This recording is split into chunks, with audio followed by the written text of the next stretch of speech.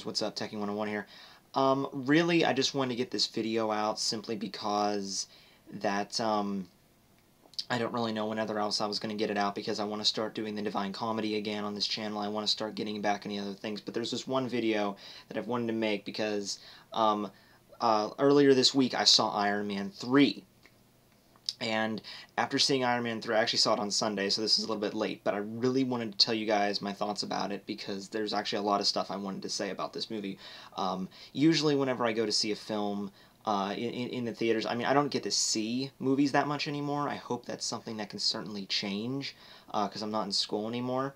But usually when I go to see a movie in the film, I just try to enjoy it because I'm so critical about everything when it comes to anime and manga. Like, whenever I watch an anime, I just think to myself, you know, man, how can I pick this apart? What's so funny? What's the faults of it? I try not to do that when I'm in a movie. I end up doing it anyway. I just try to not talk about it because that just ruins the fun for me. But Iron Man 3... Okay, here's the thing with that.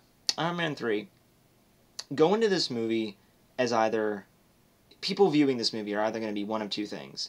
They're either going to be simply fans of the Avengers movie series, you know, like the actual movie, like the Avengers, Thor, you know, Iron Man, and Captain America, all that stuff.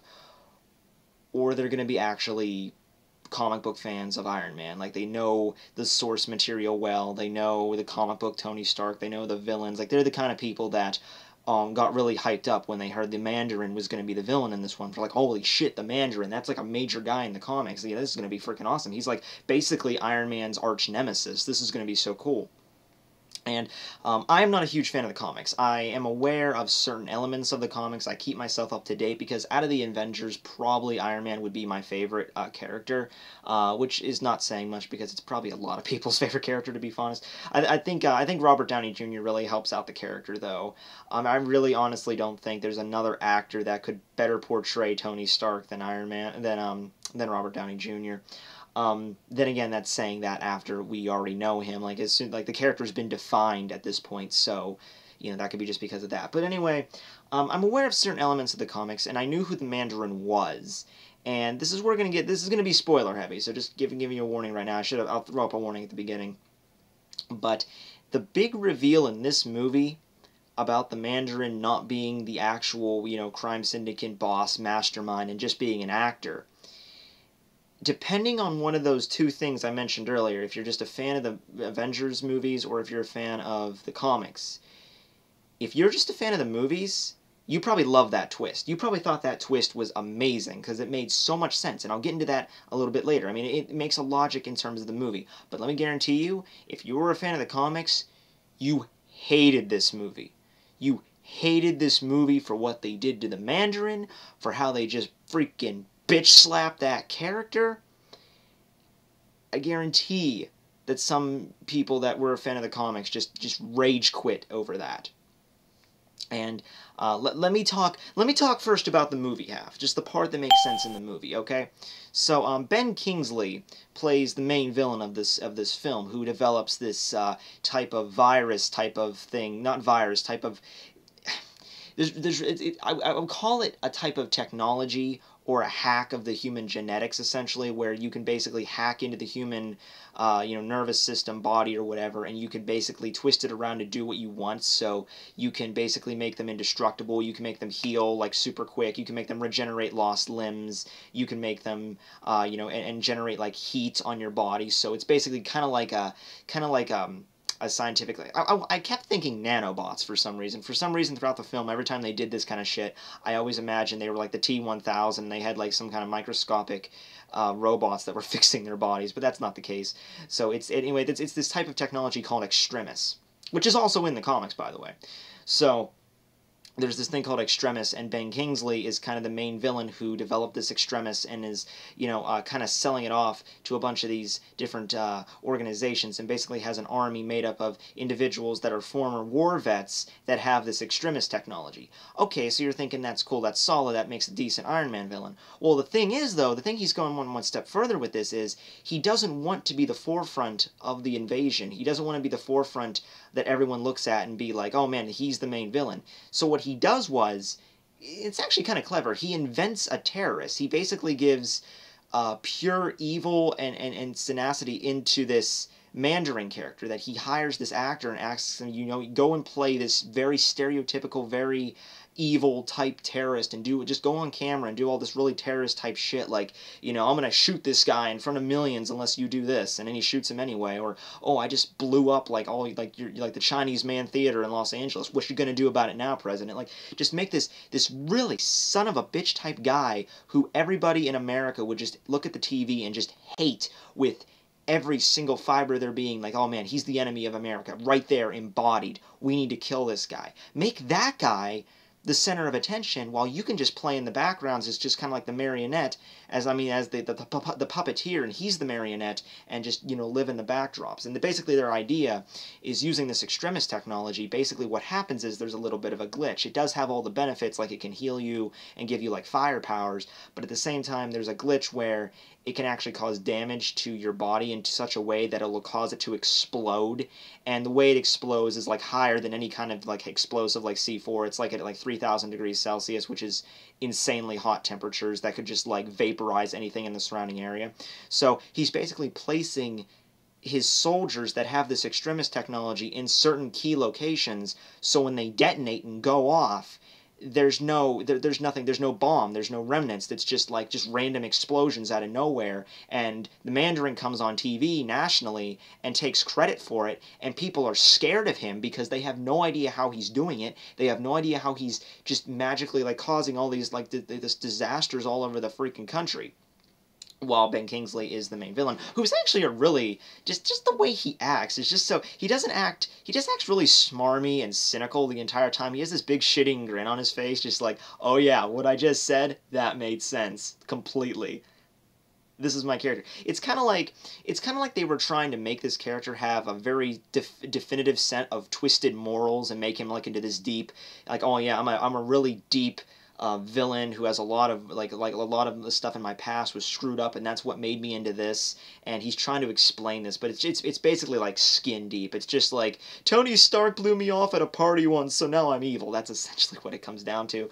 So anyway, that's the good thing about the movie that I kind of enjoy, because I didn't see that coming. The freaking movie posters plaster this all over the freaking place. The Mandarin's the main villain. The Mandarin is going to fight Iron Man. Big climactic showdown, and we don't get that. And I personally like when movies do that. I like when movies kind of like twist you around, because that's part of the experience. That's part of knowing stuff that we weren't expecting, and just, like making it more interesting. Okay, that part was good. But like I said, if you're a comic fan, you hated it. Because in the comics, I don't know that much, but I do know a couple things. Number one, the Mandarin's not a fucking actor. The Mandarin is badass. He basically has, his powers basically serve around these 10 magic rings he has, and each one has like a different magical power, and I believe he got the powers. I don't know how he got the rings. I think it had something to do with some meteorite or some space thing or whatever, but he got these 10 rings, okay? And even in the movie, they call his crime syndicate the 10 Rings, so that's kind of a homage to that. So that's what, if you were wondering where that came from.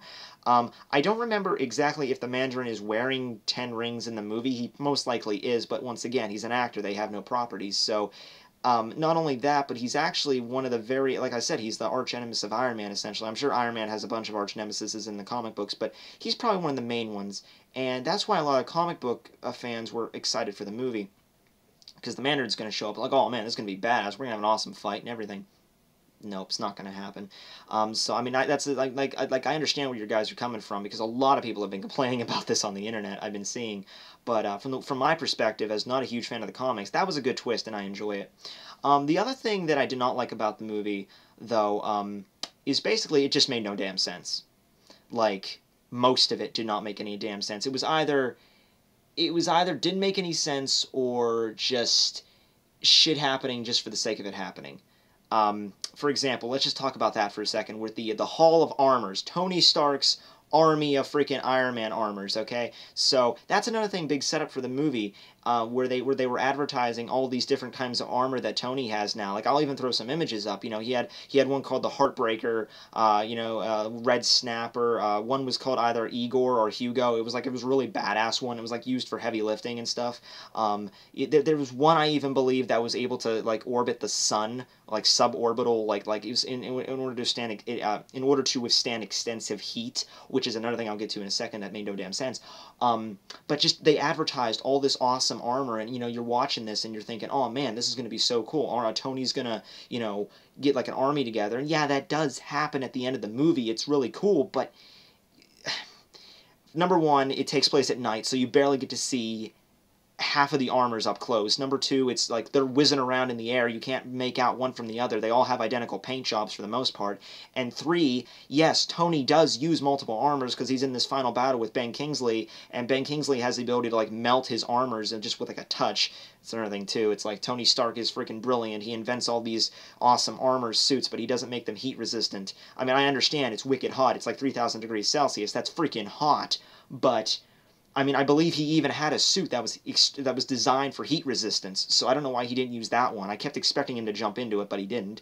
And that's another thing, too. He jumps into the armors, and then they last for about maybe 15 seconds or so. He gets a couple hits off just to show you what it can do, and then immediately after that, Ben Kingsley, like, melts it, and then he has to jump into another suit. So, all that build-up, all these suits, I mean, we were like, there's 42 of the damn things. 42 fucking suits. Even if you excuse the original 7 that were seen in the original Iron Man movies and the Avengers, so Mach 1 through 7, even if you excuse that, that's still 35 suits. And the one he used in this movie. He used Mach 42 a hell of a lot in this movie. So that's 34. 34 suits in this damn movie that they did not show, or if they did show, it was very briefly. There was another one that had, like, that was really cool. It had, like, serrated knife blades pop out. Like, okay, that's another thing. Like, okay, you put guns and Gatling guns and all that shit on your armor, but you don't think of just common knives would come in handy. He has one that has like rock like spiked gauntlets. That's pretty sweet.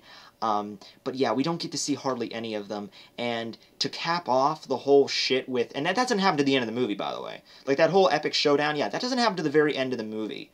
We don't even get to see the damn things until maybe like the last half hour, and then they all explode. Yeah. Going along with stuff that does not make sense. Tony Stark, in his infinite wisdom, decided to install explosive detonation devices inside each one of his armors that would completely obliterate the frickin' things upon request. Upon wireless request, actually. You can just say and do the freaking, it's like, hey, Jarvis, blow up my armor. Okay. I mean, I know he's Tony Stark, I know he's super genius, I know his software is like light years ahead of ours, but you do know if anyone hacked into that shit, that would be a couple of problems. At least don't set it up wireless, at least have it like a manual override or something, I don't know. So, yeah, he blows it up at the end. And the other thing that didn't make any sense, this probably even made more, this actually got me a little bit more mad than the, actually, no, two more things that got me upset, more than just the armors. Number one is at the beginning of the movie, well, near the beginning of the movie, Tony Stark eventually, he essentially calls out the Mandarin. He goes on national television, he's like, hey, Mandarin, I'm giving you my home address, come over here and, you bring it on. I'm gonna freaking kill you. And that was in all the trailers. I was expecting that. I mean, I was ready for like, okay, what's Tony gonna do? What's Tony gonna do? Okay, well, what's Tony gonna do is actually he's gonna go back home. He's going to take absolutely no backup plan, no procedure in case something actually happens. He's just gonna hang out in his laboratory and just have his wirelessly controlled AI robot just, walk around the house and just wait for him. I mean, was that his plan? Was he expecting the Mandarin just to walk in the front door, and he's just like, oh man, I'm going to have my wireless-controlled Mach 42 at the front door just to clock him in the freaking face, and I'll be safely downstairs. No! He's a freaking terrorist! He's going to send multiple helicopters to blow the shit out of your house! That's what he's going to freaking do! And that's what he does! So, yeah, Tony Stark, genius. I know a major issue of the movie is that he's very he's subject to anxiety attacks, which that didn't make any damn sense either. Just because number one, he has these anxiety attacks. Number one, I don't know if anxiety attacks work like this, but essentially in the movie, in Iron Man 3's perspective, this is an anxiety attack. Okay, I'm good. I've never had an anxiety attack. I've never been close to anybody that has an anxiety attack. I've never been, like, immediately next to somebody. But do they just last, like, 10 seconds and then you're all better? Because from what Tony Stark acts like, that's how it works. But regardless of that, regardless of him being completely helpless against, like threatening a terrorist, having no backup plan, I don't know what I would have done. I don't know what I would. You know what I would have done? I would have left the house. I would have went to some kind of bunker somewhere. You're freaking Tony Stark. I'm sure you have something somewhere. And I would have had your entire, not your entire army of Iron Man armor, but I would have had maybe like half, 1/3 or something like that, kind of just like like hiding around, not even in your house, just like hiding around like the woods behind your house, or hiding like under the water or something. So when the guy does show up, you can like he'll blow up your house, and then you'll be like, oh man, ambush, bitch, and then like attack from multiple directions. That's what I would have done. Not really hard. And that's the reason why we don't see the armor. That's the reason they give in the movie why we don't see the Hall of Armor, because the Hall of Armor is underneath the house, and like it got imploded, like exploded on top of, so we had to excavate the entrance before we can access it, because yeah, I'm sure not one of the 35 armors you have underneath the freaking house are able to heavy lift, or able to I think there was even one that I think was designed for rescue operations, like literally one that was designed for heavy duty lifting and like rescue operations, like if an oil tanker were to rupture or something, this suit would be the one you would use. I think it was called Red Snapper or something. And that one wouldn't be able to access it. Jarvis has AI to all of them. You can, like we've seen in the movie, he can access all 35 of them at once. Like not, well, more than 35, all the armors. But yeah. Oh, and the one armor he does decide to use throughout the movie, the Mach 42, is the one that's not combat tested, the one that breaks apart like a freaking Jenga puzzle the second you hit it. Because it's like the thing with that one is he like implanted these little receivers into his arm, or receptors, so he could basically like control the armor with his mind, like attach the arms. And yeah, it's a pretty cool scene to see with all the CGI and everything. It's pretty cool that he can just like summon the armor, but he uses it way too freaking much. Like, this is his armor throughout the movie. This is his entire armor. It's kind of hard to really take the movie seriously when you know this guy has 41 other brands of armor, and he only uses one throughout the entire movie. Now, granted, there's some armor he can't use. He can't use the Mach 1 because that's just old. He can't use the Mach 2. Well, the Mach 2 was converted to Iron Patriot, and Mach 3 is beaten to hell from the first movie still, but that's still Mach 4 to 41 that we basically don't see anything of. In fact, Mach 4, 5, 6, and 7, I believe, get blown up when the Mandarin attacks. Like, they're gone. The thing I liked about Iron Man 2 was not the fact that the plot of Iron Man 2 was essentially like, oh, there's a big bad guy, he's out for revenge, he wants to kill you. Okay, blah, blah, blah, we know about that, whatever. The thing I liked about Iron Man 2 was there was good continuity. Like Tony had his he kept all of his armors in his laboratory. He had like the Mach 1 that was like rebuilt slightly from Obadiah Kane, whatever his name was, who used it. That's in there. The Mach 2 he used, which was eventually a plot point in Iron Man 2 that Rhodey stole to make Iron Patriot. Didn't steal, more like took. Or he had Iron Man 3, the Mach 3 that was still beaten to hell from his fight with Obadiah Kane in the first one. And then the Mach 4, which he used through most of Part 2, and then a Mach 5, which he was the portable model. But there was good continuity. You saw each of the suits, and even though Tony did not use all of them, they played a kind of a plot to the movie, they meant something to the movie, I should say. Mach 2 was eventually Iron Patriot. Mach 1 and 3 reminded us of the events in Part 1. So that's what I liked about Iron Man 2. It showed kind of homage to the original. This one just kind of more like wants to destroy what the original set up. And now I'm going to talk about the ending of the movie itself, the big ending where Tony decides that he doesn't want to be Iron Man anymore. He decides that he just wants to be with Pepper and have a happy relationship with her, and that's all well and good. Oh, by the way, Gwyneth Paltrow in this movie, I'm not a fan of. I believe it said somewhere that she was considered like one of the most attractive women in the world. She is hot. I'll give her that much. She is pretty hot. I wouldn't consider her one of the hottest women in the world, but last act of this movie, holy shit, she kicks ass. Like, she gets injected with the extremist shit, and she's freaking beast. Like, really, she is. That was the action scene in this movie. I didn't care about, the Hall of Armor, the army of Iron Mans. I didn't care about that because they didn't build up to it. I could have conceivably given a shit about it if they build it up or if they showed them more often, but I cared more about Gwyneth Paltrow kicking ass than I did about, the 35 Iron Mans whizzing around in the air. So, yeah, they eventually decide to just end it, and he decides to just blow up all of his Iron Mans, get the surgery to remove the shrapnel out of his body, remove the freaking core, and just stop being Iron Man. Now, is this the last time we're going to see him in... no, of course not. We're going to see him in Avengers 2. He's going to have some kind of build up again. This is kind of like to reboot the franchise, because Iron Man began the whole Marvel thing with the Avengers, and now the Avengers happen, and now we have to build up to the Avengers 2, so we kind of have to reboot some things. So, you know, of course we're going to see Tony in a new Iron Man suit, probably one that's going to be more... probably something that's going to be out of the comics, something like that. We're not going to see just a random one he just came up with, you know, late at night. The next Iron Man we see him in is definitely going to be something related to the comic books. Going by that, you know, some of the comic book stuff that they actually might adapt later on is like the Hulkbuster armor, because when we learned about there was supposed to be like 35 new armors in this movie, a lot of people were thinking like, where's the Hulkbuster armor? And for those of you who are unaware, Tony Stark eventually develops an armor, and it's just so freaking cool. It's like giant, it's like mechs. Okay, it's not like mech size from like Gundam, but it's pretty damn close. It's like a huge freaking armor with these giant pistons, and he designed it to fight the Hulk. He literally engineers this giant, like huge freaking Megazord type armor designed to fight the Hulk, and it actually kind of works. So, yeah, that's pretty damn sweet. Hulkbuster armor.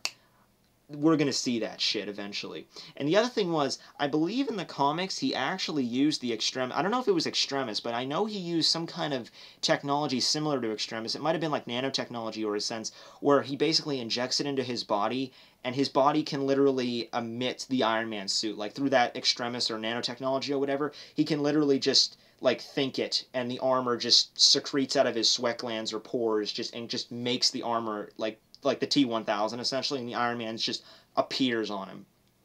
I think that's like what happens. So they might adapt that later on with the Extremis. I highly doubt it. We're definitely... I really hope we're going to see the Hulkbuster, even by Avengers 2, which is like, what, like 2014, 2015? We got a while left for that.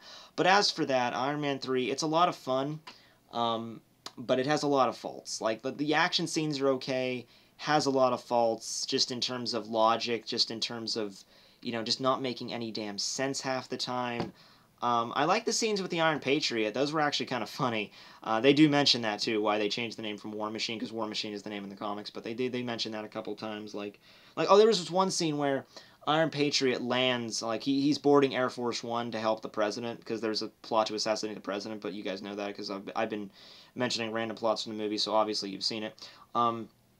The Iron Patriot's about to board the freaking plane, and the president just looks at him. He's like, "Good to have you on board, Rhodes. I wouldn't feel safe without you." And like, "I'll feel safe now." He doesn't say a thing because it's not him in the suit. It's Ben. Is it Ben Kingsley or just the other dude? I don't know, but it's definitely not Rhodes. And there's no check. There's no nothing. It's like, well, he's in the Iron Patriot suit, so he must be the Iron Patriot. This movie. I guess there's two people that can get over that. The people that can just, like, have fun, and it's, like, just, like, stuff's blowing up all over the place. Gwyneth Paltrow's hot. I like this movie. Or just the people that are like, that doesn't make any sense. That doesn't make any sense. But damn, that was a pretty cool action scene. Alright, well, I've ranted about this enough. So yeah, good movie. Good movie. I saw it in the drive-in, too, which is something I actually really like to do whenever I see my movies, is see them in the drive-in, is because if I do have a problem with the movie, I can just say it. I don't have to worry about, you know, people... Yeah, that's the thing about drive-ins I don't get. Like, drive-ins are dying in America, apparently. Like, there's, like, very few left. And, like, they even show a thing before the movie. Like, the drive-ins are dying. Please contribute. I'm like, why? Why are drive-ins dying? Drive-ins are freaking awesome. They kick the crap out of a movie theater. Number one, you get your own luxurious seat that you can have and you're used to, and you can sit there and you can tilt it back. You don't have to worry about the damn guy in front of you or behind you. You could be as a loud, obnoxious asshole as you want to be. You can be like, "Oh man, that's awesome!" You don't have to care. You have your freaking cell phone. You can text as much as you want. You can do whatever. You can talk to somebody if you want.